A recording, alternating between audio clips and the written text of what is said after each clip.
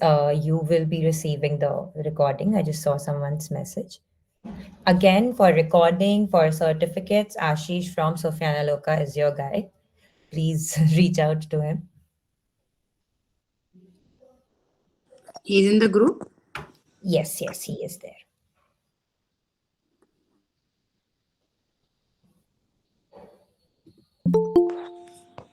For further more details, we can contact with him, right? Yes. Okay.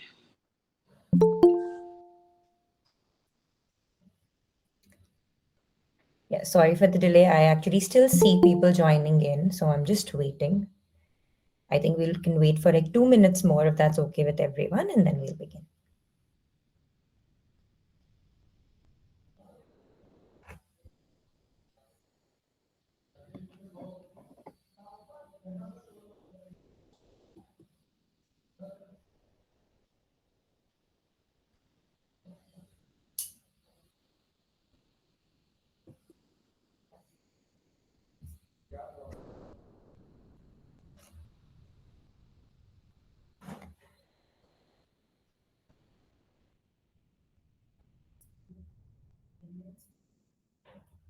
Okay, so I think we can begin now.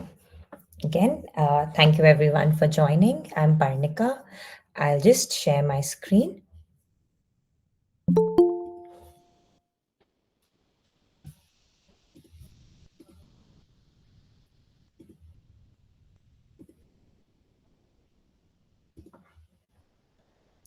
All right.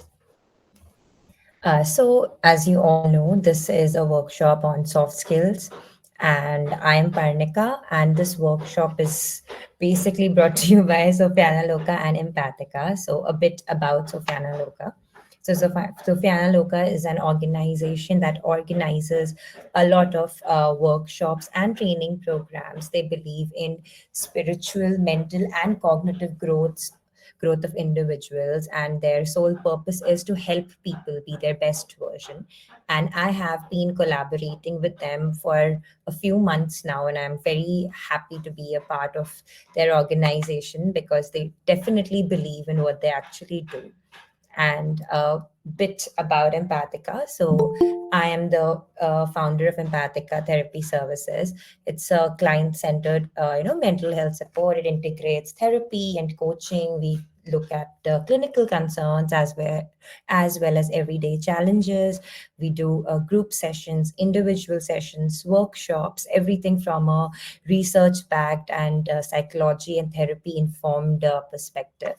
So, yes, that is a bit about us and a bit about me as I'm the founder and I'm a RCI registered clinical psychologist. So, yeah, this workshop today, if I will try to incorporate as much of psychology as possible because at the end of the day, everything that we do is about understanding human behavior. So, with that note, let's begin. And before we get into today's workshop, I just like you all to know that I would love for this workshop to be interactive. So, if at any point you would like to add to anything, you have any questions or any doubts, or would just like to add your experience, please feel free to write in the chat box or unmute and speak.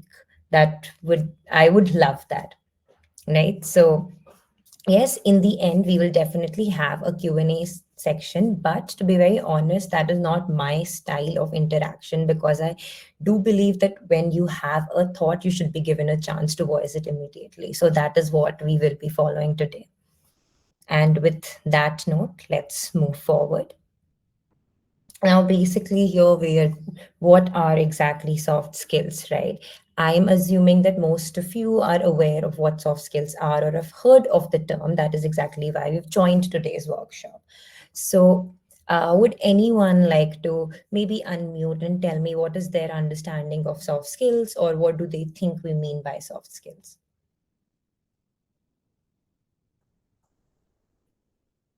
You can type in the chat box anything apart from what is written on the screen, obviously. What is your understanding? Ma'am, it's maintaining solar to start Hmm. with. Eye contact, sitting front to front, Hmm. um, undisturbed atmosphere, well lighted, Hmm. um, greeting the client coming first time, start Okay. to, yeah. Yeah, no, absolutely correct, Shraddha. Absolutely correct. And someone replied in the chat box saying that it's people skills. That is also absolutely correct. At the end of the day, it's all those skills that cannot be, really seen or visible through particular training or in particular certificates. It is something that is visible in the way we interact with people, the way we do our work. It is not about the actual work or the actual job we do, but how do we do it and how do we take care of the people along the way? Because someone mentioned, it's people skills. I think that is very important, because at the end of the day, everything is people skills, right? Because in this world, as we function, whether in our personal relationships or in our work environment, we need to crack the code of interacting with people, making others feel comfortable, making sure that we are able to communicate to them what we want to communicate to them. It's basically, I'm sure a lot of times everyone has felt this way. I'm sure I have. You're trying to explain a point to someone, and you just feel that no matter what you do, that person is just not, meeting you where you think they are supposed to meet you, or the conversation is not really going ahead. So, what do you do in situations like these? All this combined is basically soft skills. And a very important aspect of soft skills is something that we usually overlook is also emotional regulation, right? Because at the end of the day, our communication power, or how we appear, how we present ourselves, our teamwork, everything, all these capabilities are kind of related to our emotional regulation. Because if we are not emotionally regulated, then all these other aspects would be impacted or affected. It's something as simple as that. If you're having a bad day and you go to work, we all know your work will be affected. But to what level would that work be affected is a skill that you can learn with a lot of practice. Because at the end of the day, no one, unfortunately, even though we talk about empathy, we talk about human connections and understandings, but when we are talking about a business or an organization, at the end of the day, no one wants a person in their team who is unable to manage their emotions, because that person is seen as a liability, which I am a therapist and a clinical psychologist. So for me to be speaking this might seem a bit, weird to a lot of people, or it might seem like I'm going against my profession here, but I really am not. Because at the end of the day, we do understand that people might have their problems. We show full empathy and support for that. But if you're not willing to take charge and control those problems or work on it, then there is no point in anything. But that's what we talk about in therapy and self growth as well. So that's why emotional regulation is a very important aspect of this. And why are these soft skills so important? Because even research shows that higher soft skill competence is linked with better leadership, lower conflict, higher job satisfaction, right? And overall more positive team climate. That's why it's so important to develop these soft skills. Now, when we talk about developing these soft skills, there is a basic question, that is that can you learn these soft skills? Because you see some people who are just very good at these things. They know exactly what to say to whom, how to control their emotions, how to talk, how to sound confident. And then there are some people who struggle with it. So if these skills are actually inborn, can we learn them? So the first thing is yes, and a part of these skills can be inborn. They can be genetic, like all the other aspects of our personality, like our intelligence. You can be born with it. Your early experiences can definitely shape your soft skills. But can you learn these soft skills in your adult life? You definitely can. And why can you learn these soft skills? I'm telling you all this to instill some hope in everyone, right? Because our brain has this capacity. Our brain has this capacity to transform, to change itself through a neuroplasticity, right? So when we do anything over and over again, so that strengthens our synaptic pathways. So at the end of the day, it's like saying something that if I get up every day at a particular time, even by force. It's not my choice, it's not in my habit, but I have been forced to do that. After a point, my brain would adapt that and would automatically start doing that. It becomes a habit.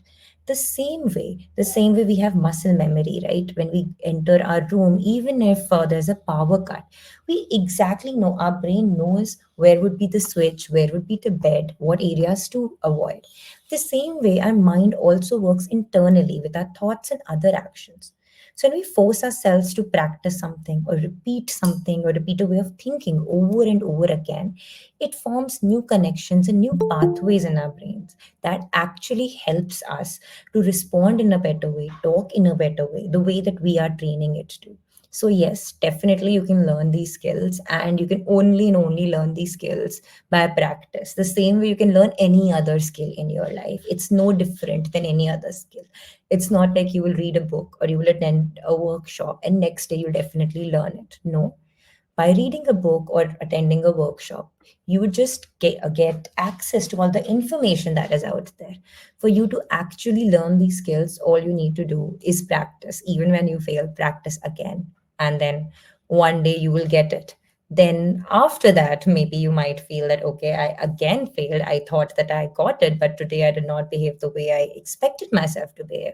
Then you again continuing practicing, and then one other day you will be better.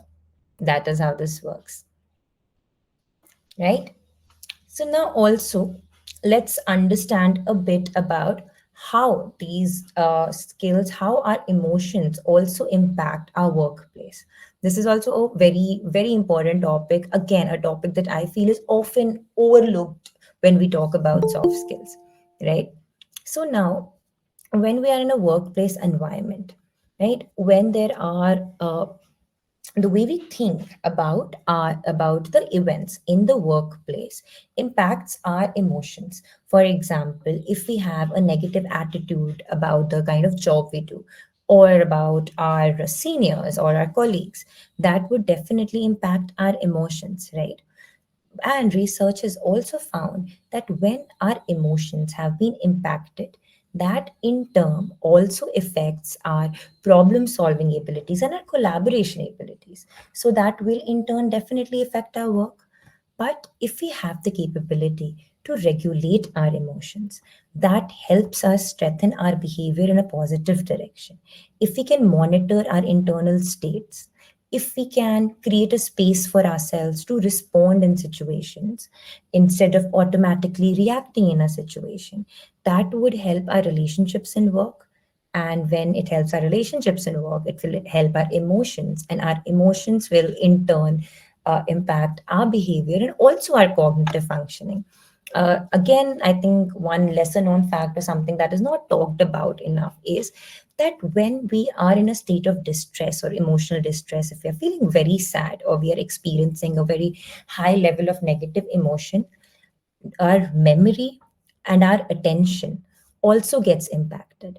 And if our memory and attention is impacted, obviously every other aspect of our work is bound to get impacted.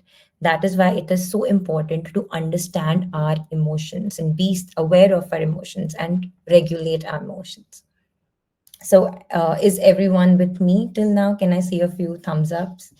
Otherwise, it feels like I'm talking to the screen. So, I would also like to know that yes, there I are others here. I think they should start the camera, ma'am, because no everybody has off. Yes, I totally agree with you. I would request everyone, if you can, I do understand a lot of times people attend workshops from maybe while they're traveling or maybe from not a very comfortable place. But if anyone can, I would really appreciate it. It would also help me, right? Because no one likes I to was talk to a feeling screen. I'm feeling like sleepy. They should start the camera also. I understand. I totally understand. Again, I would request everyone, whoever can, kindly turn on your camera. Okay. And also, if you're not turning on your camera, I would request you to use thumbs ups or any emojis or use your chat box so that I know that there are people here who are listening. And if you want to, contradict or add anything, please feel. Okay, so now let's move ahead. Like we spoke about how important our emotions and self awareness and self regulation is. So, before we get further into what we're going to discuss today, I would like everyone to participate in this small exercise. right? If you can, again, like I just got a messaging that someone's in a public place, I understand. But if you can, I would request everyone to sit very comfortably, be in a comfortable position, relax, and close your eyes for a minute. I'd like everyone to just relax and close your eyes for a minute. And as you close your eyes, I want you to focus on your body. As you close your eyes, feel your breaths. And as you feel your breath, focus on your body. Focus on your body. Feel your legs. Feel your toes. Your feet move upwards to your knees, your thighs, your pelvic region, your stomach area, your chest area, your back, your entire back, your arms, your hands, your fingers, all the way to your shoulders. Feel your shoulders, your neck, your facial muscles, all the way to your scalp. Now, as you feel your body, note what is the one emotion that you feel in your body, the one strongest emotion. Note to yourself. And once you have noted the strong emotion, ask yourself if it's a positive emotion or if it's a negative emotion. If it's a positive emotion, allow yourself to sink in that emotion. Think of a memory that is associated with that emotion. As you think of that memory, use all your senses to feel that emotion. Now, if it's a negative emotion, think of an opposite emotion, an exact opposite emotion. For example, if you feel sadness, think of a happy memory. If you feel anger, think of a calm memory. If you feel tired, think of a time where you felt completely relaxed. If you feel pain, think of a time where you felt strong. Hold on to that memory. As you think of that memory, let your body completely feel that memory. Use all your senses. Use your visualization. Visualize that memory exactly. Use your hearing. Use the sounds that were happening at that moment. Use your touch and sensations. Feel how your body was feeling in that moment. What were the sensations in your body? Use your sense of smell. What were the fragrances in that moment? Use your sense of taste. What were you tasting in that moment? And completely allow your body to feel that memory and sink in that emotion.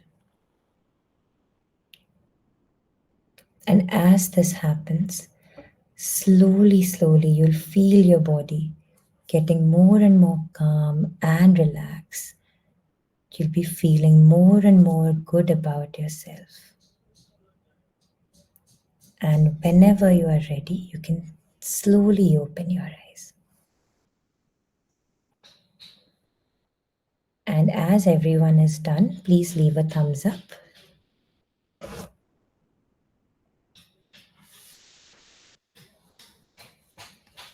Okay. Okay. All right. How is everyone feeling? Okay. Great. Great. So, this was one example of a self awareness exercise. These are the things that, if there's a lot of such exercises, right? And we all read about these exercises. It's not that this is something new, this is not something that we have never heard of. But we don't usually practice them until and unless someone tells us to. So this is also a habit that we need to inculcate. Maybe I'm not even saying every day. That would be ideal, but I'm not saying that. Start with once a week. Start with one time and just sit and do this exercise. And slowly, you can increase the number of exercises you do. You can add more similar exercises. This in itself helps you regulate your mind and body, right? So now moving to one of the most common and most talked about topic of soft skills, that is communication.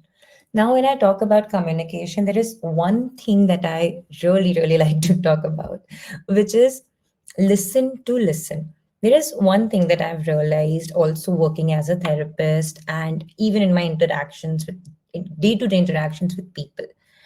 People usually, and when I say people, I'm including myself also. I've actually worked a lot on myself to change it, but I wouldn't say I'm 100% there. But I try to change that, and I just hope that you all will do that too. That most of the time, what we do is we listen to speak, right? If I'm saying something and if you're talking to me, what happens is the moment I start saying, or the moment you hear a particular word, you will start assuming that, okay, maybe this is what she's talking about.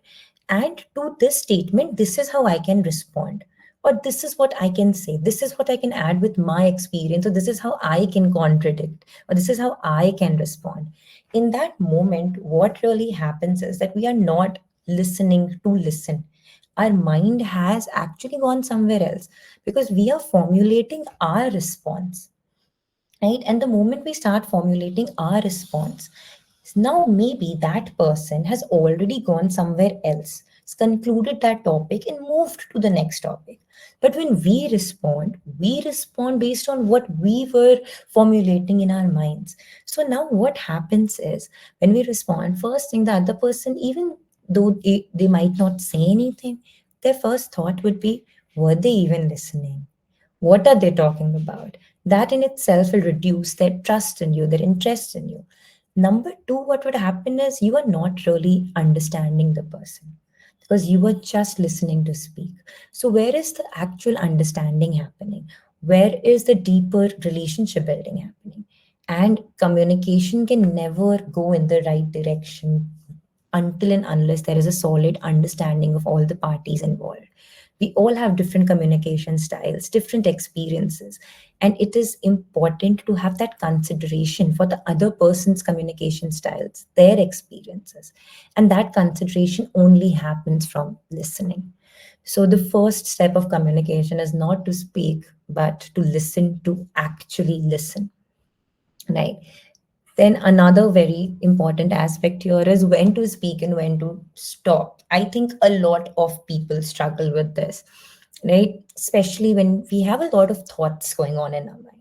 Right? We have thoughts. We think that we have something to contribute to the topic. They are all rushing in our mind. So we're like, okay, I need to speak. I need to add something. But is it always necessary to speak? When exactly should a person speak? And when should they just stop and listen? That basically comes from reading the room. It's as simple as that. There is no point in speaking when the other person or the people around you are not interested in actually listening, right? Like right now, the reason I said that it would be glad if, and I would be really glad if you would use thumbs ups, if you open your cameras, if you would interact a bit, right? Okay, this just shows that you all were listening to respond and not listening to listen because that was not the point at all. The moment I said, this is why I said, open your cameras, use your thumbs ups, I got all the thumbs ups. But that was not the point of the statement at all. Listen to listen. The point of the statement was that because this is how we read the room, we do not like talking to the screen. Right now, I have to because that's the format of this workshop. But at the end of the day, when we actually converse with people, we need to see their body language. Are they actually interested? Are they nodding to us, or are they just smiling because it's polite, or are they asking questions? That is how you know that should you speak right now, or maybe this is your time to just stop and listen to others. Maybe whatever you are saying is not something people are interested in. This happens from just simply paying attention, and we only pay attention to others when for a moment we forget about ourselves and we forget about what we have to say. So this is the same thing as when you listen to listen. Here you also observe to understand. You look around and see, okay, should I speak or should I stop here? These are the two very, very basic rules of communication. I think if a person understands and masters these two things, everything else is extremely easy. Right?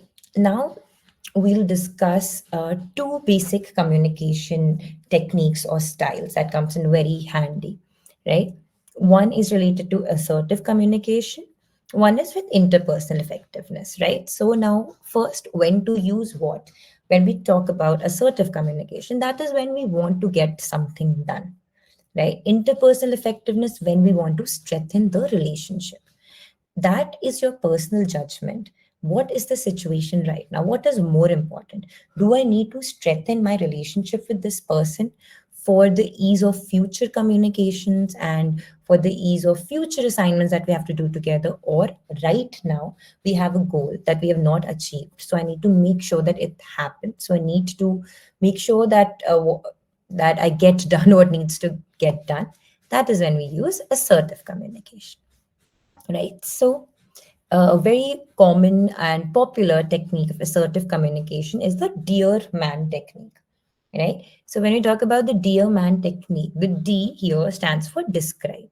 So, you start with an objective, non judgmental description of the situation, right? For example, if you've had a meeting and then after that meeting you meet some other friends, you start with the meeting that, okay, we had this meeting. In this meeting, so and so was discussed. Here you're just describing the situation. You are not judging the situation. You are not saying that the meeting was very stressful or it was very boring. Again, why? What happens is our mind is programmed to respond more to judgments. So the moment if you add and start with that, this meeting was so stressful. So what happens? The person who is listening to you would forget about all the other information you are giving, and their attention would be drawn to the word stressful. And then they'll feel, oh, this meeting was stressful. Why? What happened? And then they will start thinking of everything wrong that can happen in the workplace scenario. And the whole mindset would shift. So it's very important to use very objective and non-judgmental statements to first describe the situation. Once you describe the situation, after that you express yourself. You express what you felt about that situation. Now, when you express yourself, it's very important to state feelings using I statements. This is about me, the speaker.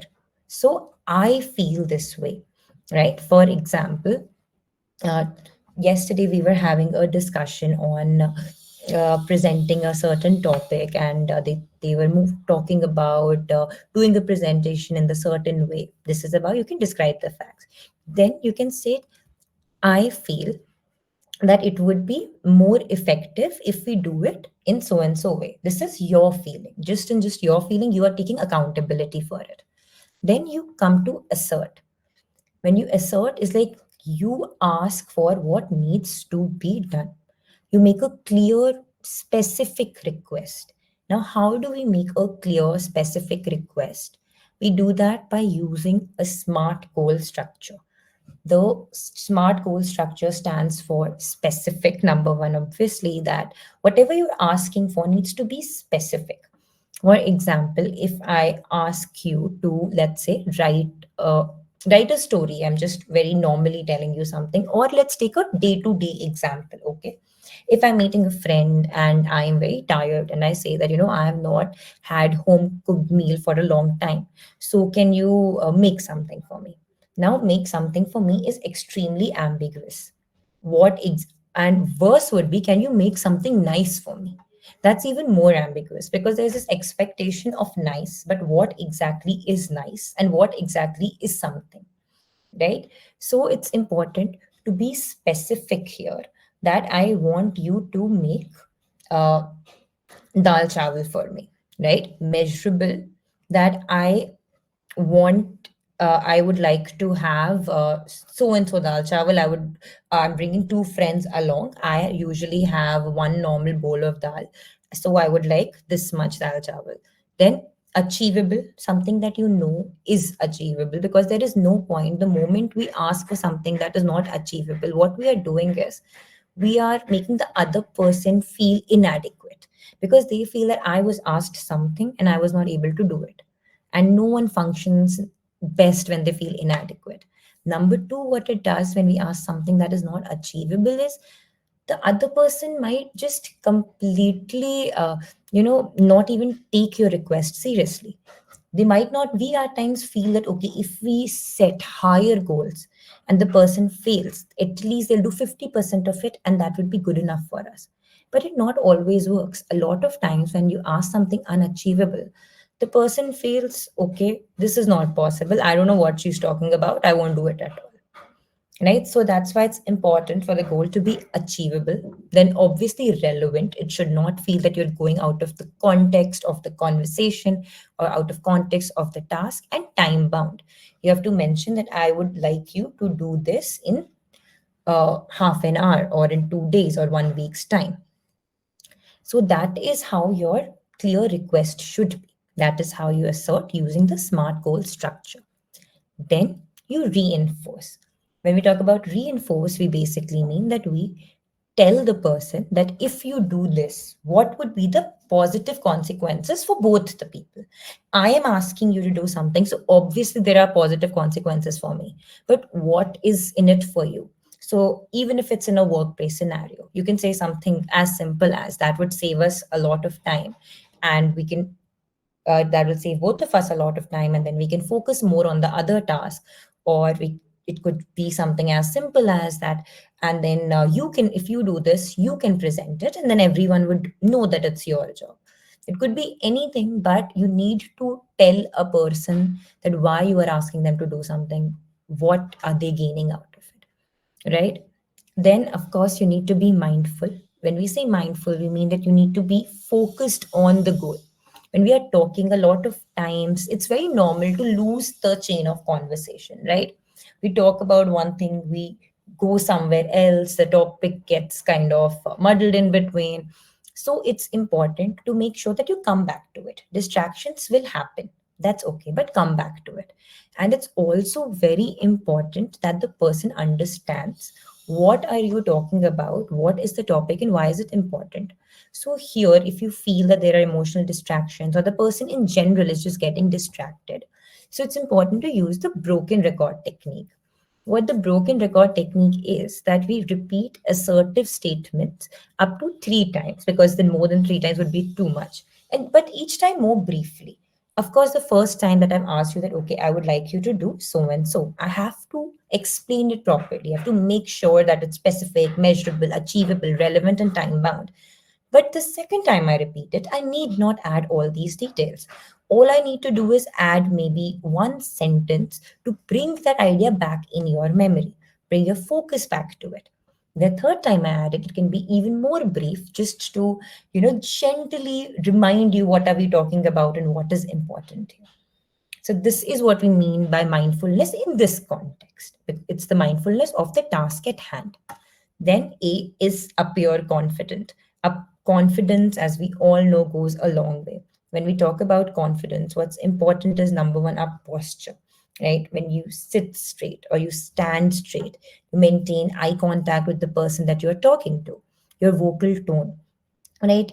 For example, when I am talking, right, there are certain statements where I can speak very confidently, and suddenly it's very normal. It happens with a lot of people that you're thinking about something and then you are like, okay, I don't know. And this does not sound very confident. Maybe the person is confident, they just don't know how to express themselves in that moment, or maybe they're forgetting a term, or maybe they're thinking of a better way to put it across, but that does not give a very good impression. It can happen, it happens to everyone.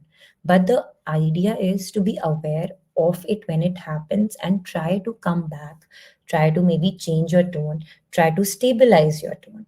Because people are forgiving to slips. What they're not forgiving to is patterns, right? So we need to make sure that the pattern is of confidence. Then, of course, negotiate. You need to be willing to find a middle ground.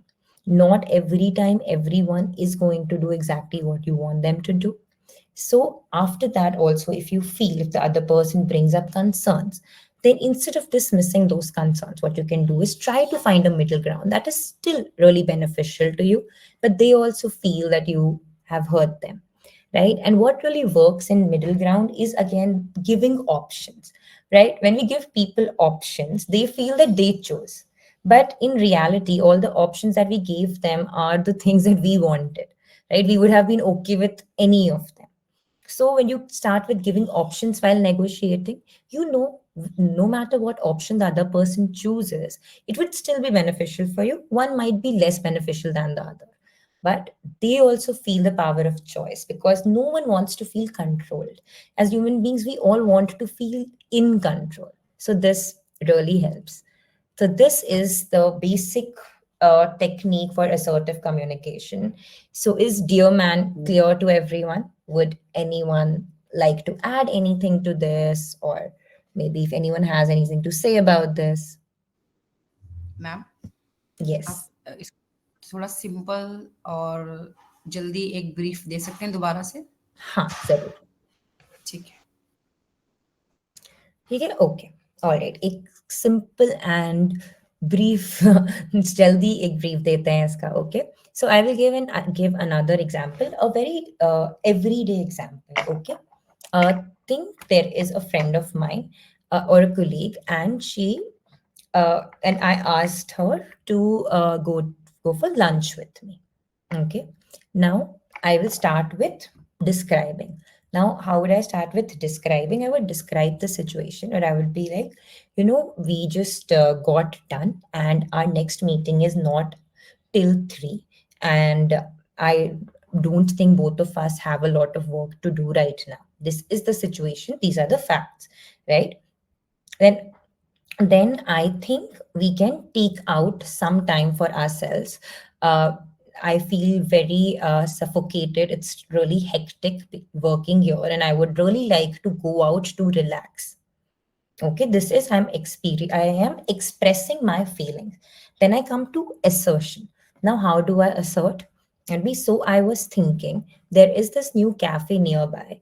It's only 15 minutes from here. So we can go and come back in time. Overall, it will take us 1 hour and we will be back well within the time. And it shouldn't be a problem. What do you think? Would you like to accompany me? Here we are very specific with all the facts that it's nearby. This is how long it will take. This is the exact cafe where I would like to go. You like to come with me. Now reinforcing. Now we identify the positives for both the parties. Like I heard that you really like Chinese, right? And they have very good Chinese. So you will also get the chance to eat Chinese. Or it could be something as simple as I know that you've also been working very hard. So it would be nice for you also to just come out for some time, and you don't really get the chance once you are free from work and you go home. I know you live with a lot of people, so this might be good for you as well. Right now, when you mention home, for example, that the person might say, oh, you know what happened at my house, this happened, the topic is getting derailed. That is when you have to be mindful and you have to make sure that you bring the other person back, right? So you remind them, you listen to them, you're like, yes, so the lunch would be really helpful. Then again, after some time, you can say, okay, so now there are only 5 minutes left for us to make the decision for lunch. Otherwise, we'll be late. So you're being mindful of the goal there, right? Or the task at hand there. Then you have to appear confident while talking. Here, appearing confident can also be something as simple as a lot of times we as people feel that, oh, we need to be understanding to everyone, and we do. But where this backfires is at times it's key, oh, okay, I was thinking of going there. It's okay if you also want, then we can go. If you don't, then it's fine. So when we talk like this, the other person would feel that okay, like it's okay. She doesn't really want to go that bad. I can just tell her not to go and she'd listen to me. But the moment you say, ki, I really want to go there and this place is really nice and I think we should go there. You're appearing confident, you're talking to them, you're maintaining eye contact, then they're also more drawn to your conversation. Then negotiate willingness to find the middle ground. Say, okay, if you're busy today, then maybe we can go tomorrow. Or if you want to go today, there is an even closer place that's just 5 minutes from here if you are concerned about being late. So we can go there as well. So you're providing the person with alternatives and you are willing to reach a common ground. So now, is the Dear Man technique clear? Okay. All right. Great. So Should we proceed? It's clear to everyone? Okay. All right. Great. Now we come to interpersonal effectiveness, right? Not every time, not during every communication are we trying to make sure that someone does what we want. A lot of times, all we want is to strengthen a personal bond or to strengthen the relationship that we have. In order to do that, there is a technique called give, which is very popular, and also it actually contains the essence of interpersonal effectiveness, right? So the G stands for gentle. You say gentle, it's important to appear non-threatening, right? The person shouldn't feel that you are attacking them or you are judging them. If, for example, they're talking about something, and if someone says that, last night I slept at 4, right? And if you say that, oh, you slept at 4, that is so bad for your health. No wonder you are always tired. So that person will immediately feel attacked, even if you are speaking actual facts. But people don't always want to listen to facts, right? Here, if you were actually trying to form a relationship with them, they don't need facts. People know facts. You do not always need to shove facts in their faces. What you need to do is to be gentle with them. Oh, okay, this happened. That is enough at times. Judgments are not required here, right? Then you need to appear interested. If someone is telling you something, that means that that is something that's important to them. Even if it feels silly to you, it's important to them. So it's important to at least seem interested. You cannot be interested in everything. Okay, this is something that I say with utmost honesty. And there is nothing wrong here. It's not about faking, it's about being compassionate. As human beings, we cannot be interested in everything. We all have our interests. There are certain topics, certain things that spark our interests. Then there are certain things that might seem very pointless to us or not even worthy of conversation. That's fine. That's our opinion. We don't need to change it. But at the same time, we need to understand that just because we don't find something interesting enough or important enough does not mean that the other person also does not find it interesting enough or important enough. And if someone is sharing that with you or discussing that with you, if you do not seem interested, what you are essentially doing is you are making the other person feel bad or feel inadequate or feel boring or feel stupid. And no one wants to feel bad things about themselves.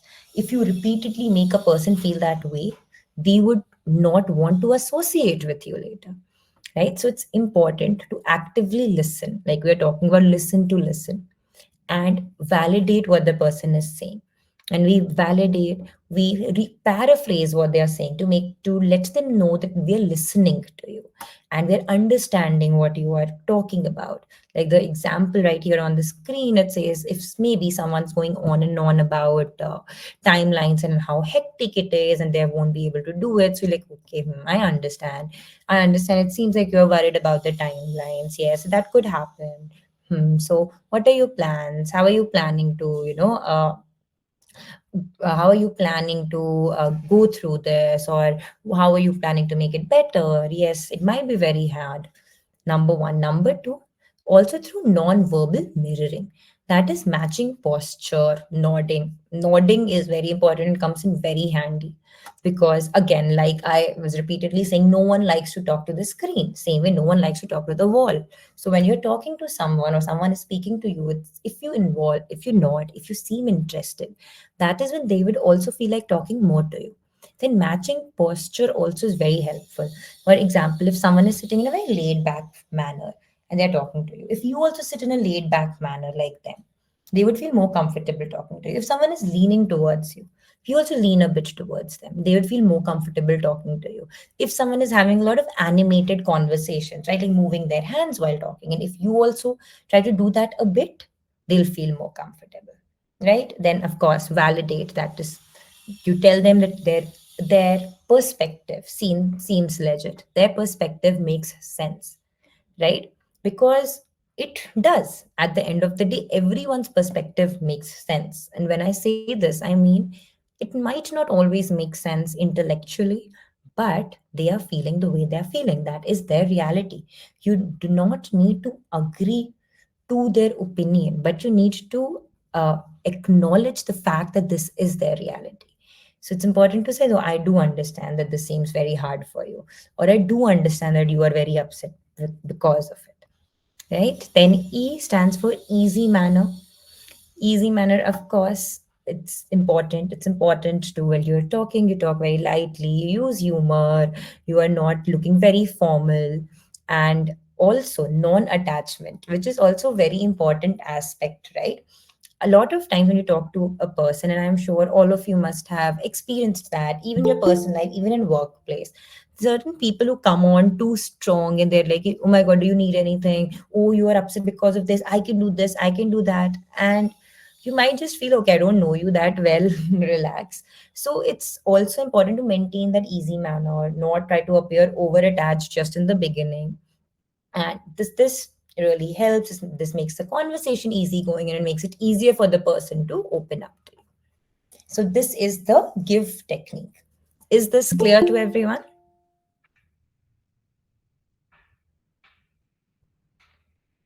Okay. All right. Perfect. Would anyone like to, say anything? Anyone has any thoughts about this? Okay. Should we move on? Okay. Perfect. Right. Now, after communication, we come back to emotions. As I already stated in the beginning, that it's very important to control our emotions. If we do not control our emotions, it will impact our communication, it will impact our work, it will impact every aspect of our lives, right? So, how do we basically understand our emotional triggers and how do we regulate our emotions? So there are two major techniques that you can use. All right. So the first technique is called ABC please. ABC please is a very general technique. It's something that everyone should use in their lives. It helps you with your everyday growth, with everything that we do. So ABC please stands for number one, accumulate positives, right? What we mean by accumulate positives here is that try to do things that make you feel good, whatever brings positive emotions to you. For example, if you are someone who is really into music, so, no matter how busy things are, try to schedule your day in a way that you get some time for music, even if it's just half an hour, or maybe thrice a week you get half an hour. That's also fine. And if you like to have a particular kind of food, then try to inculcate that food in your diet. Or if you like to live in a particular kind of place, try to bring those aspects in your home, in your decoration. So these small things, because when you look at, maybe there is a nice painting and you put it in your hall, every time you look at it, you will feel some positive emotion. Every time you are doing painting or music or cooking, any activity that you like, you'll feel a positive emotion. If you are someone who likes talking to people or socializing, go ahead, do that. The friend that you are very close to, make sure that you speak to them once a week. It's extremely important for emotional regulation to do things that brings positive feelings in your lives. All right. Second, B stands for building mastery.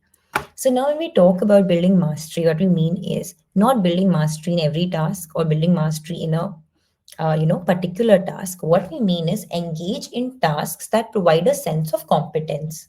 Basically, everyone is good at something, right? Or everyone is average or above average at something. You cannot possibly be bad at everything. It's important to find that small thing and try to engage in that task or those particular tasks, because what happens is, at the end of the day, whenever we do something and then we kind of fail at it, or we don't do really well, it really takes a dig at our self-esteem, right? Our self-esteem dips down, and the more our self-esteem dips down, it impacts our confidence, it impacts our belief in our own capability, right? So it's very important that we believe in ourselves. So there is this concept in psychology, right? It's called self-efficacy. So self-efficacy is the belief in our own abilities to fulfill a particular task.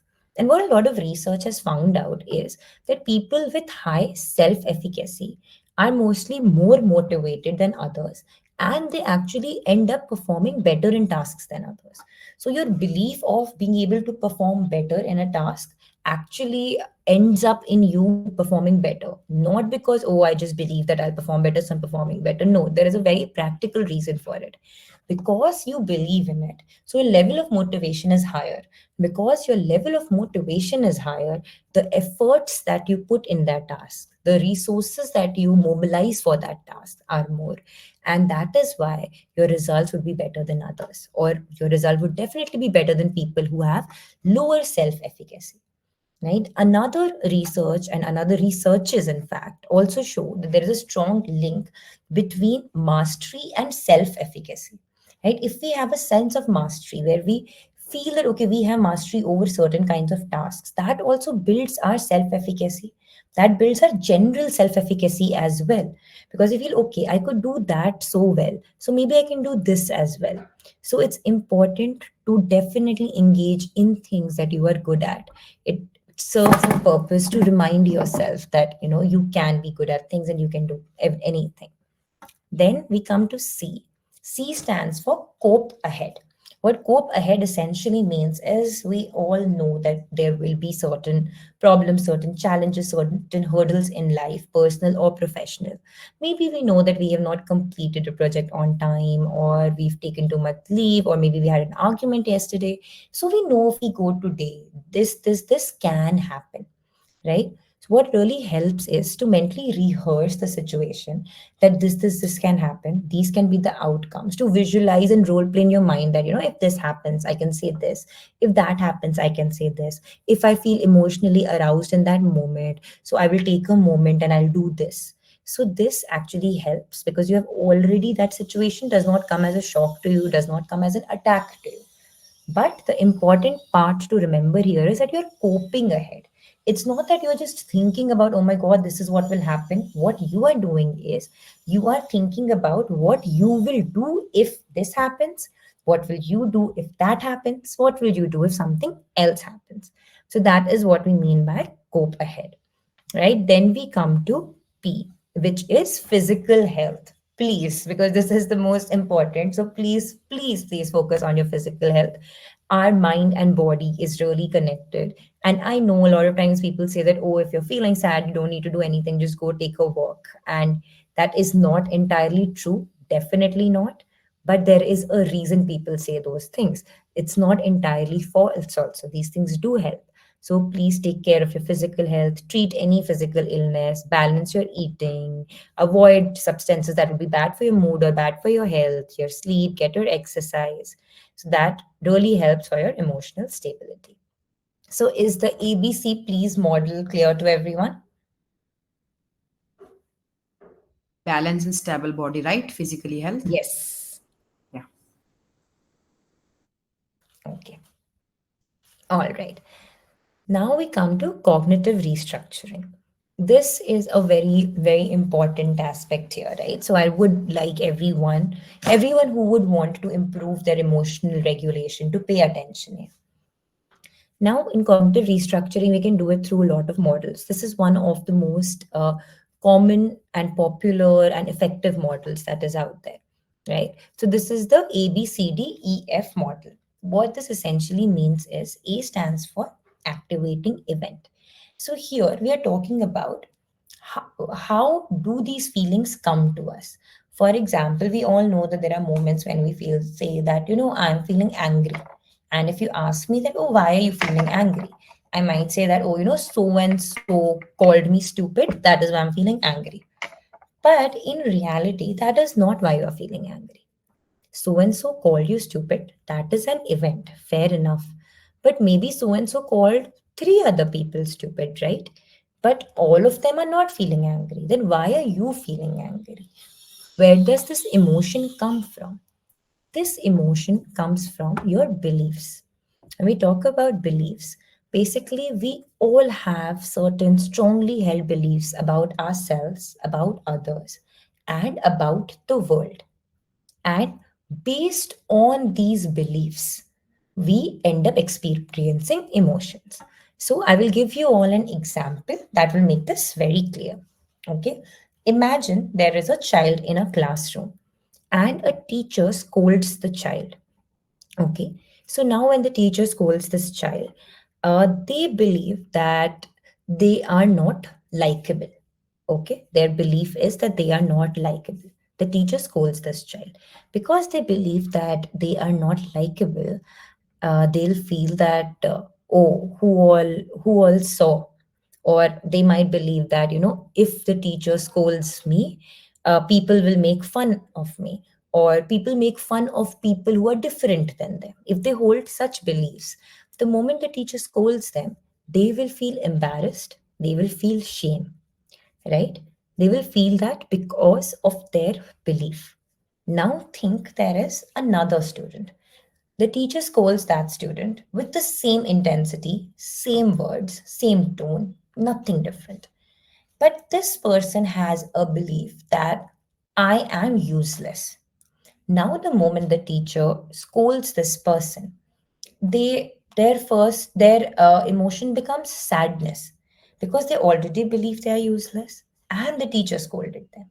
So they end up feeling sadness instead of shame or embarrassment. Now there is a third person. The teacher scolds this person, and their belief is that anyone who scolds me must be stupid. I don't do anything wrong.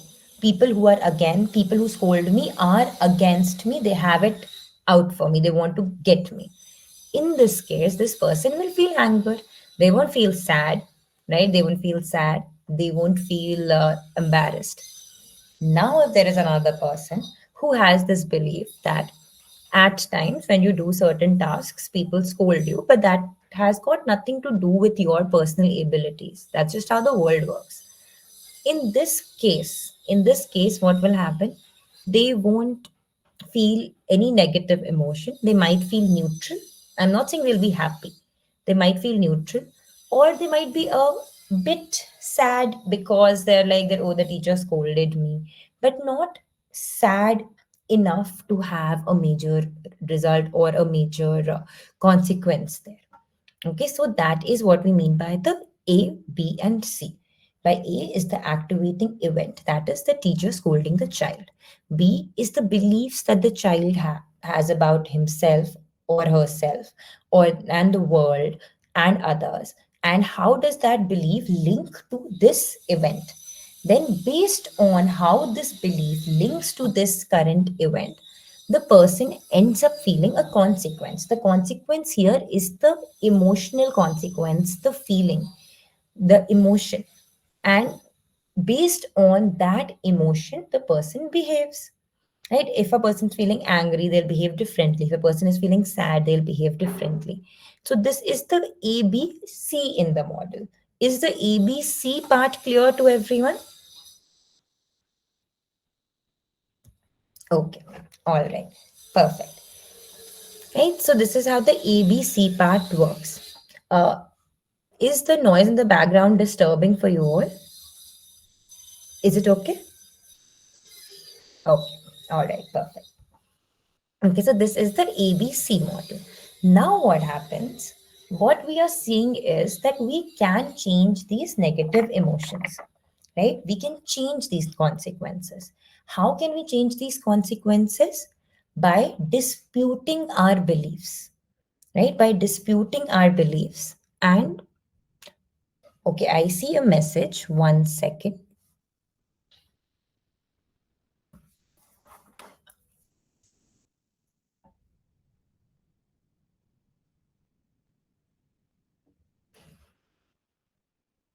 So consequences is the reaction to the event. Right. Consequence is the reaction to the event. It's the emotion, mostly the emotional and the behavioral reaction to the event. But consequences do not happen directly because of the event. They happen because of the beliefs attached to the event. Okay. Right. So now what happens is after the ABC, then we come to disputing the beliefs. So here I will give a more concrete example. Okay, let's take something like, uh, okay, I'll give a everyday example because this starts with everyday life as well. It's not just related to your workplace. This is something that you can actually use in your everyday life. So let's say that that a person has a fight with their partner. Okay. Now their partner says that you are a lazy person, you are extremely lazy, you are extremely careless. And their partner yells at them and calls them lazy and careless. Now, this person's belief is that if a person loves you, they should never criticize you. A person who loves you would never criticize you. That is their belief. This incident happens that their partner says that you are a lazy person, you are a careless person. This belief gets activated. That means that, oh, if a person loves you, they shouldn't do this. This means my partner does not love me. The consequence is extreme sadness, right? The consequence would be extreme sadness. Is this much clear, the ABC here? Okay, perfect. Now, if we actually go to disputing it, we understand that, okay, this is what happened. Now you're like, okay, this is how do we dispute a belief? We dispute it by using logic and rational. The logic is that, okay, what is my belief here? I believe that if a partner, if a person loves me, they shouldn't criticize me. Now, is this belief logical? Is there any rational to it? Where has this been written that if a person loves you, they shouldn't criticize you? And don't our parents love us? Don't they ever criticize us while growing up? People criticize us for a lot of reasons. Have I never criticized anyone that I love? When you ask yourself these questions, you realize that your belief is not rational.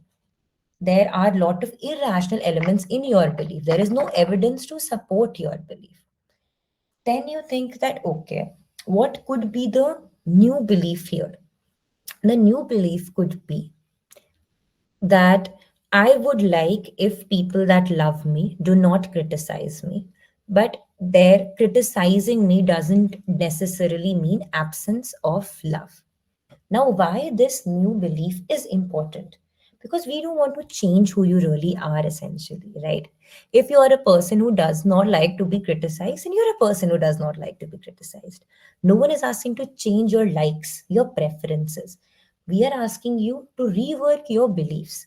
You can still say that I would like if my loved ones never criticize me, but using evidence, you understand, just because someone criticizes you, that doesn't necessarily mean that they don't love you.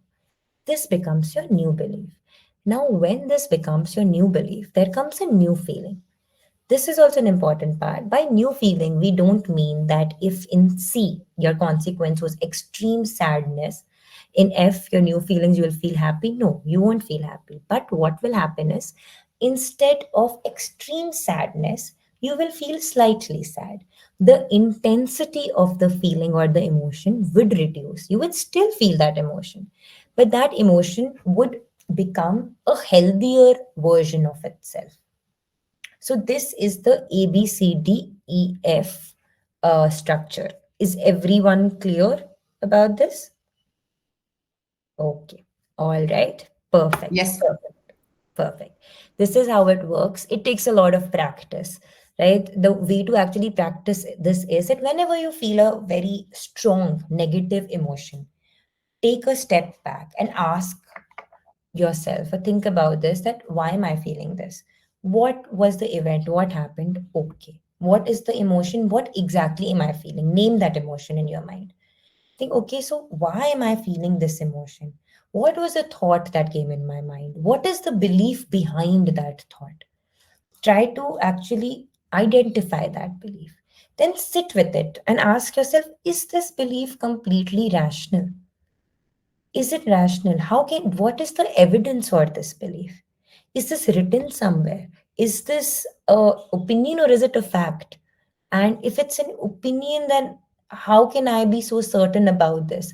Do I have anything to dispute it? Like in the example I said, you can ask yourself that, am I never critical to people that I love?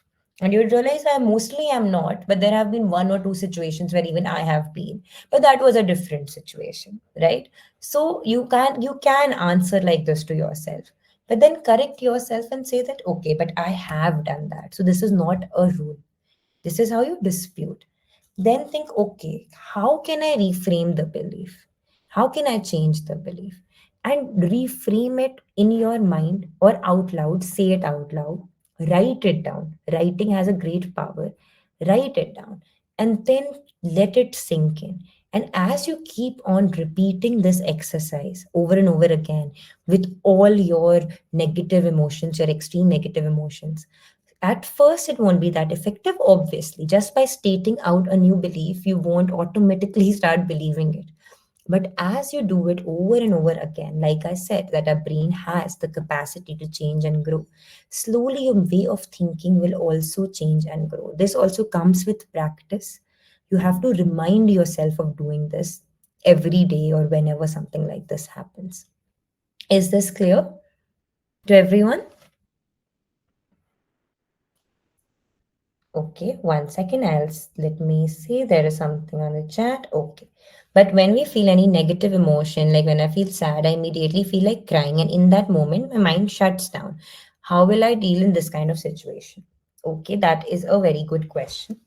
Now, this, when if you feel like crying and when you shut down, this cognitive restructuring doesn't always necessarily need to happen in the moment. It is definitely very effective if it happens in the moment.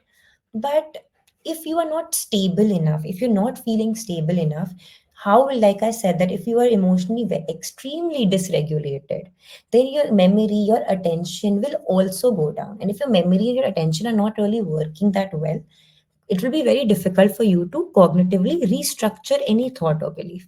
So, what do you do in that moment is you try to ground yourself more. You try to stabilize your mind or body first. You try to do something like we did in that exercise. You try to sit, you try to take some deep breaths, try to feel the ground, remove your slippers or shoes if you can, touch something if you can, maybe just clutch your hands together or hold your seat if you can. Focus on your body for a moment. Remind yourself that I have a body. Touch your legs, touch your hands, hug yourself. Remind yourself that I have a body. These feelings are inside this body. It's okay. These feelings will come and go. I have this body. These feelings are not me. And take deep breaths. And maybe then think of an opposite emotion, like we did, that I'm feeling this. Remember an opposite emotion if you can. You might not always be able to do that in the moment. First, stabilize yourself more. And when you can, then think of an opposite emotion. Try to think about it, relax, breathe. And when you're out of that crying spell, then maybe you can sit and go back and go into the cognitive restructuring. I hope I answered your question.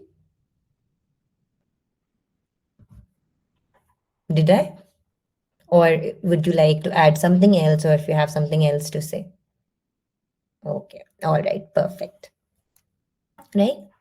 Now we'll talk about specific traps. What are the specific traps that happen in our mind? Things that we all do that, ends up making things worse for us. Number one is catastrophizing. We all do that. We magnify the negative outcome at times. We feel that this is the worst thing that could ever happen to me. For example, if I'm late for something, if I'm getting anxious about being late, it would be like, oh God, I cannot be late today. These are the kinds of thoughts we have at times, right? That, oh my God, I cannot be late today. I cannot be late today. This just cannot happen. So in your mind, you're making the very real thing of being late, something like it's the end of the world. That, oh my God, if this happens, I won't be able to survive, or if I fail in an exam, that is the end of the world. So, to deal with that, what do? You ask yourself a question: what's the worst that could realistically happen? For example, if the worst come worst, what is that can realistically, the worst thing that could happen at a job is you can get fired. That's the worst possible thing. And at a lot of times, that's not even a realistic outcome. If you actually sit and think, you'd be like, no, they're not going to fire me over something like this. it does not make sense for them, this won't happen. But even if that is the extreme worst, so you're like, okay, this is the worst thing that could happen. And if it happens, cope ahead. You remember the cope ahead, right? So then how do you cope ahead? You think, okay, this happens. What can I do? This is what I can do. So you are already preparing yourself that this is not the end of the world. Even if the worst thing that could possibly come out of the situation comes out, this is what I can do to cope that situation, right? Is this clear to everyone?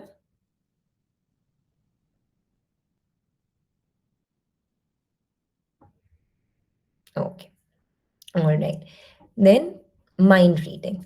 Mind reading is assuming negative judgments from others. This also a lot of times, I think we all do this, right? At times we're just talking to someone, maybe someone is tired or someone is in a bad mood. You say something and they maybe don't pay that much attention or they give a sly smile. At first thought would be, okay, they are judging us, they don't like us. Oh, I said this and she smiled, I made a fool of myself. What would she be thinking? We are assuming what people are thinking of us. We don't have any evidence for that. We don't know that if is that the actual thing that they thought of. Did they behave in that way because this is what they think of me? We don't know that. So in this situation, stop and remind yourself that I am just assuming. There is no guarantee that this is the truth. Ask yourself, is there evidence or is there an assumption? In some cases, there might be evidence that no, this is not an assumption. This person actually thinks bad of me. That is where you come back to the ABCDEF model, that how to deal with that and how can you restructure your beliefs about that, even if someone thinks bad of you. For example, in this situation, I'd like to go back to the ABCDF model to give everyone an example. If someone thinks bad of you, right, you might have a belief that everyone needs to like me. In that case, someone thinks bad of you, you'd feel extremely bad about that situation. Here, you dispute it like, why does everyone need to like me? How is that important? What difference would it make in my life if one person does not like me? And the new belief could be, after a lot of disputation and reasoning, that I would like if people like me, but if some people don't like me, that does not really change my life. So then there would be a new feeling with lower intensity. Okay. So this is what you do when there is evidence, and when there isn't evidence in the mind reading, then you consider alternative interpretations. That okay, maybe she was bored. Like, she could be bored, she could be tired, she could be in a bad mood. There could be multiple reasons for that expression. Maybe it had nothing to do with me. And till I don't have evidence that it has something to do with me, why am I bothering with it? Right? That is how you deal with mind reading. Then you come to all or nothing thinking. Now, all or nothing is seeing situations in extremes, right? Where you feel that, okay, if I fail in one test, I'm a failure. Or if I do not do well in one task at work, or if one person does not like me, that means I'm unlikable. If I do not do well in one task at work, that means I'm a loser. So here you have to tell yourself and remind the times that you have actually done well in those particular tasks or in those particular areas. And remind yourself that just because you failed once, that doesn't mean that you failed at everything. So these are how you usually uh, first recognize these traps, that am I catastrophizing? Am I mind reading? Is this actually an all or nothing situation where I'm ignoring shades of gray? Ask yourself that, identify those traps, then sit with yourself and try to dispute it. Is this clear to everyone? Okay, great. Now what I want everyone to do is, I want everyone to think of one time in your life where you were feeling bad. It could be a recent event or maybe something back in the past. And think about a time that you were feeling bad. Now you have two options, right? You can use cognitive restructuring in that situation. Think of the event, the belief, what consequence did you feel then? Think of how can you dispute them and what would be your new effective belief. Or you can use the specific traps in that situation, that were you catastrophizing, were you mind reading, Did you go with an all or nothing thinking? And how can you rationalize that? So I will give everyone 2 minutes to think about that. You can maybe write it down. You can share it on the notes with me, or when once you are ready, you can even unmute and share it with everyone. I would like to hear all your voices. So everyone, take 2 minutes, and once you all are done, let me know. You can see thumbs ups, and then we can hear from you all and hear your responses. Is everyone up for the task? Can I see the thumbs ups here? Okay, there's one person who's going to do this. Okay. Okay, all right. Perfect. Perfect. So once you all are done, please let me know. We'll take 2 minutes.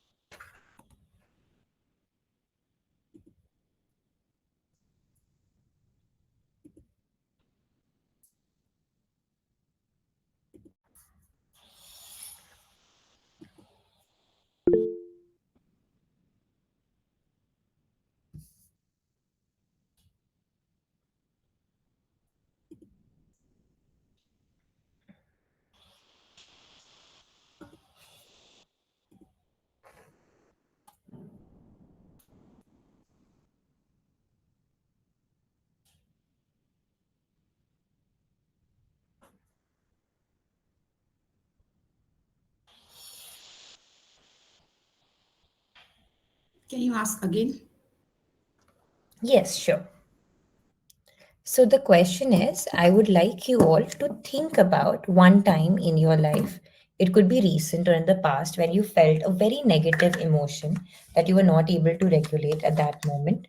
And then think about it from the cognitive structuring model, right? So think, what was the activating event? What were the beliefs? What were the consequences? How can you dispute that belief? And what would be your effective new belief? Right? Or you can also think, what specific trap were you using and how would you dispute that specific trap? It can be a childhood also. Yes, yes, it could be at any point in your life.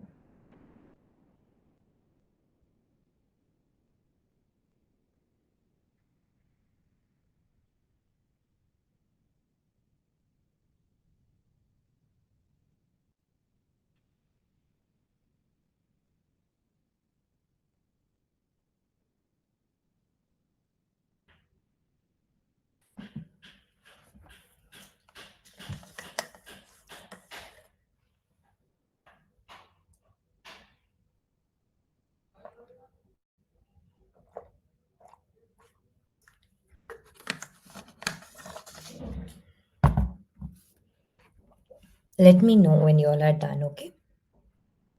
You can use the chat box or anything to just let me know you are done. And feel free, if anyone is more comfortable in sharing their answers on the chat box, please type it out and share. I will read it for you. And if you'd like to unmute and speak, then you can just raise your hand and I'll ask you to unmute and speak whenever you're ready and whenever most people are done.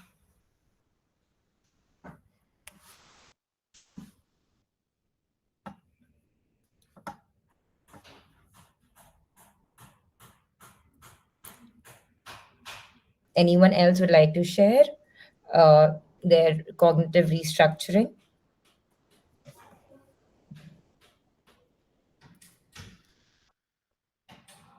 Or if you'd not like to share but you are done, at least respond whoever is left on the call, please.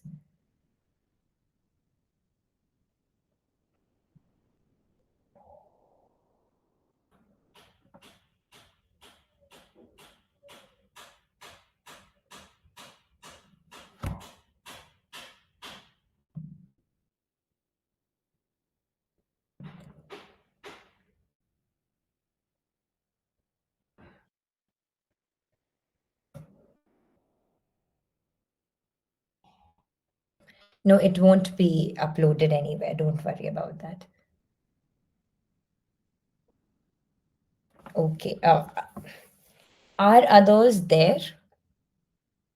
I would I'm so like to. happy Yeah, with this topic. I'm really much happy, you know. I'm, I I'm would like to go for a parenting, ma'am, for therapy, parenting okay. therapy. Okay. So we can talk about that, later after this session. You Ji, can get in ji. touch with me.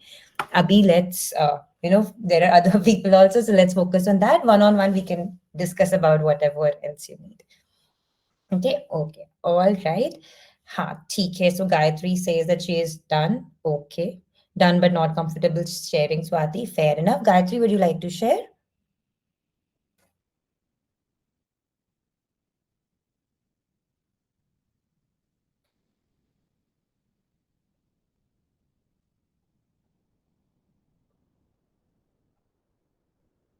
Okay. If no one would like to share, we can move ahead.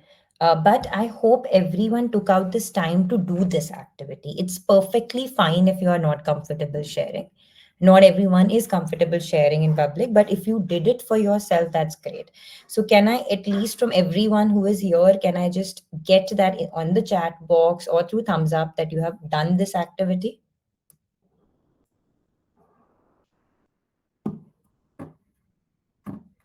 Voice is low. Is my voice low? You're not able to hear me?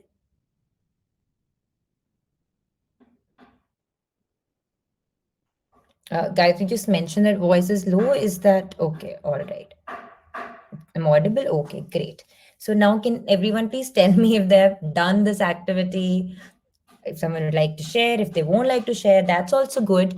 That's absolutely fine by me. But I just want to know if you all are there, if you all are listening to me, and I'm not actually just talking to myself, and I'm not just talking to Astha. I think your name's Astha, right? So I think you're the only one who is responding. So it's okay. I understand if you're not comfortable unmuting, but please just let me know if you're there. Others, please. Acha, theek hai, Astha, you can. Thank you for informing. What about others, guys? Okay, so we are talking about soft skills here. These are terrible soft skills if you're not even responding here. A person who is trying to communicate to you all, you are making that person feel that you are not there. This is a very important task. You don't need to unmute and speak, but when you're being spoken to, at least respond, please. Okay, all right. All right. So we'll just move ahead then. Fine. So we'll just move ahead. We'll talk a bit about teamwork, which is important, right? So now when we talk about, okay, yeah, thank you, Gayatri. Thank you so much. Yeah, so when we talk about teamwork, three things that are very important in teamwork is number one, psychological safety. By psychological safety, we mean that people need to feel safe enough in a team to give their ideas, to know that if they give an idea or if they talk about a concern, they won't be mocked, they won't be judged, they won't be ridiculed. If a person doesn't feel safe enough in a group, they might not give their ideas, and they might have some really good ideas. They might have a lot to contribute to. So, how do you make a person feel psychologically safe? Again, by using effective communication, by also using interpersonal effectiveness, by using non judgment, active listening, making them feel as a person, telling them that it's okay. If four times they have shared something with you and you have responded in a manner, in an encouraging manner, then they would like to share more with you, right? That is how you do teamwork, and you make the place psychologically safe for everyone. The second aspect here is your transactive memory. By transactive memory, we mean that everyone in the team should be reminded that what are the jobs, what are the roles, who is doing what are the things that needs to be done. The goal should keep on The goal should be there. You should keep on mentioning that, and the roles should be stated out very clearly. It should be clearly engraved in everyone's memory that who is doing what and who is responsible for what. And if you feel that you're a bit confused about who is supposed to do what, you need to inform that to others. You need to ask others, you need to clarify. And if you are also under the assumption, or not even assumption, you have initially clearly mentioned or told people that, okay, I am doing this and I want you to do this, you need to keep on reminding that to people, to keep on jogging their memory that this is what is happening here, this is what I am taking care of, and this is what I'm expecting you to take care of, right? Then we come to group think prevention. This is extremely important. So when we talk about group think, when we talk about, what we mean is that when there is a group together that interacts in a closed space or lives together, lot of times what happens, there is a loss of individuality, right? So we see also, right, out there, we see mob reactions, we see how people behave in a group. Lot of times people get more aggressive in a group, right? That is because what happens is when you're in a group, you feel whatever I'm doing, I'm not doing alone. We're all doing together. So all your worst emotions, worst tendencies can come out in a group. Second thing, what can happen is if the majority says something, or not even a majority, if one person says something very assertively, and it might not also might not even be something that everyone else agrees to, maybe everyone else just starts going along with it, and then it becomes a group thing. It's not your individual thinking, but it is what you are thinking as a group. And why this is extremely harmful is, this is extremely harmful because you are basically taking away people's voices and ideas from them. People might have a lot more to contribute. By promoting group think, you are taking away a lot of opportunities for growth and better work. So how do you prevent group think? By asking why really helps whenever there is any decision to be made, or whenever people say that, I think we should do this, or yes, we should do this. Always ask why. Okay, fair enough, you think we should do this, I also think we should do this, but why do you think this is the best option? Because the term why forces us to think, and when it forces us to think to ourselves, we realize, do we really want to do this? Do I really want to do it? Do I really think this is the best option, or I am just going along with it because that's what everyone is saying? So that prevents groupthink. Okay, is this bit clear? All right. Then we'll go to collaboration. Now, collaboration is again an extremely important aspect. When we work in a team, we need to make sure that, everyone is on the same level, everyone is on the same page, people are working together and getting proper results. How do we do that? When we talk about collaborative work, there are four major steps. Even if you're collaborating with one person, it's very important because people have different styles of working.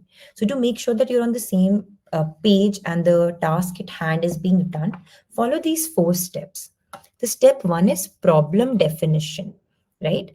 Understand that what is the problem here, what are you trying to achieve, what is the task, why are you doing the task that you're doing, why are you doing it the way you are doing it, and what are the problems that are happening, and why are the problems happening.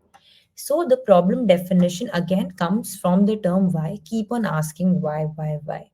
Step two is divergent thinking, right? Which happens from brainstorming, right?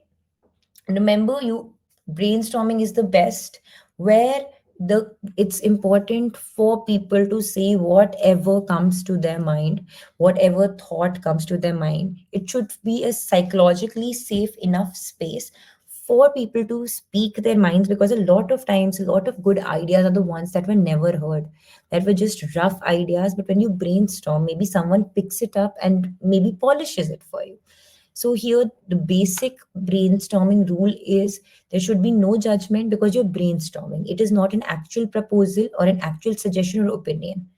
Quantity is more important than quality. It really doesn't matter what solutions or what ideas are you bringing. It's like how many ideas are the group generating. Why is the quantity more important here? Because when you are unafraid of the quality, when you basically get rid of this fear, that is when people are confident enough to bring all their ideas to the table, and then you might find good ideas. Again, then you build on others' ideas. A person says something like, okay, this makes sense. Maybe we can do this with this. That is how it really helps us to come with better solutions, with a lot of solutions, right? Step 3 is convergent thinking, right? Now here what you do is you may use a multi-voting technique, especially if you're working in a bigger group, so that everyone has a voice. So you ask, each member has 3 votes, right? 3 votes that they can allocate to their preferred solutions. They can say that this are my preferred solutions, and then based on these votes, we help come to a proper solution. Step 4 is action planning, right? We sit, we plan proper action, we make sure that who all is responsible for this, who is accountable, who needs to be consulted, and who needs to be informed. These roles and responsibilities need to be completely defined, that who is responsible for what, who is accountable for what, who should be consulted before doing what, and who should be informed about what. So these are the 4 steps that are extremely important in collaboration. All right, is this bit clear? Now, these are steps that anyone can go through and perform, but what really matters even more in collaboration are these 3 factors. First is identifying the team vulnerability factors. Here, as a group, what are the problems?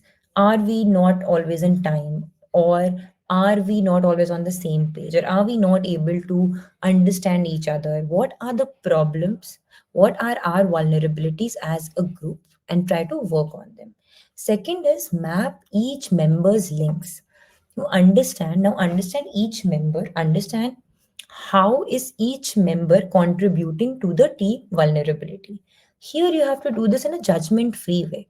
You are not judging a person, you are understanding, you are basically diagnosing a problem to co-create a solution.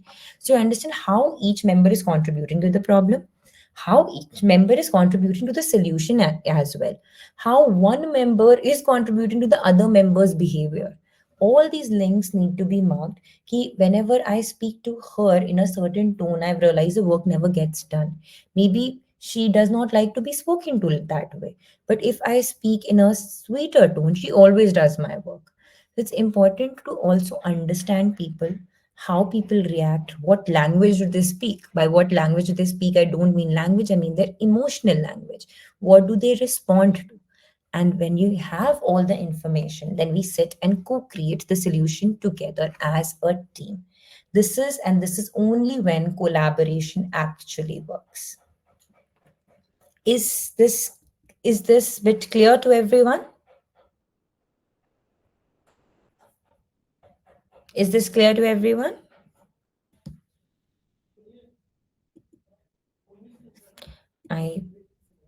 All right. 1 second. I think I did not save something, so no worries. I'll just stop presenting. Yeah, the slide after that was supposed to be thank you and we are open to our questions. But I think that the original slide that I had used, from Canva as a design inspiration. So I forgot to change the last slide. So this was basically it. Soft skills are so much more than what we have spoken about right now, of course. But this is the gist of, everything and things that we could cover in a short time. And so again, thank you everyone for joining. And this was about it. And yeah, like I said, you all are added to the WhatsApp group, and you all can contact Ashish for any video recordings or certificates. And if you'd be interested in any kind of trainings ahead or any personal one-to-one sessions or group sessions, you can reach out to Sofyana Loka or Empathika. We are there for you, and all the information would be available. So thank you again, everyone, for joining, and have a good night.